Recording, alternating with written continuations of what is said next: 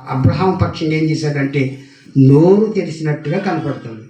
కొన్నిసార్లు విశ్వాస జీవితంలో నువ్వు లేక నేను మనము ఎదుర్కొంటున్నటువంటి పరిస్థితులు, పరిణామాలు అనుకోకోకుండా నువ్వేం మాట్లాడుకోకుండానే నీ మీదకి అనేకమైనటువంటి అనార్థాలైనటువంటి గందరగోళాలు సృష్టించే పరిస్థితులు రావచ్చు.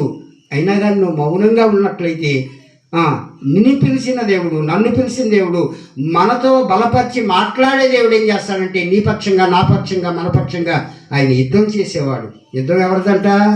యెహోవాదే. యుద్ధం చేయటం దేవునికి అప్పగించకుండా కొన్నిసార్లు మనం ఏం చేస్తాం, గట్టిగా గోసి బిగించేవారిగా ఉంటాం. దయచేసి ఈ రాత్రి, ఈ ఉదయకాల సమయంలో అది మానేద్దాం. దేవునికి అవకాశం ఇద్దాం. దేవుడు చేతకాని వాడు కాదు.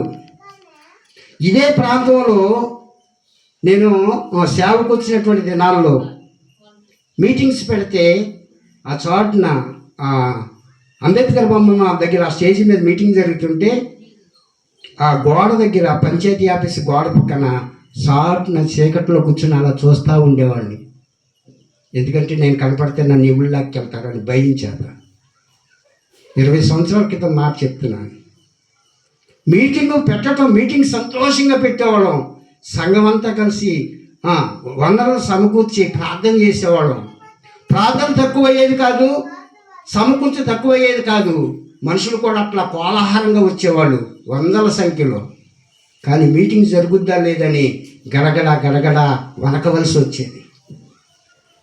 నేను కనపడితే ఎక్కడా నన్ను ఇబ్బంది పెడతారని చెప్పేసి షాట్ నుండి ఎలా మనుషులకు కనపడుకోకుండా షాట్లో ఉండి నేను ఏం చేశాను, ప్రోగ్రాము జరిగిస్తూ ఉండేవాడిని. అంటే ఆ దినాల్లో నేను ఈ రోజుల్లో లాగా స్టేజీ కూడా ఎక్కేవాడిని కాదు.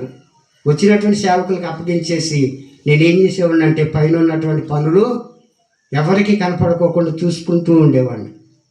యుద్ధము యెహోవాదే అన్నట్లుగా దేవుడు మన పక్షంగా ఉండి ఏం చేసేవాడు, కార్యాలు చేసేవాడు. ఎన్నో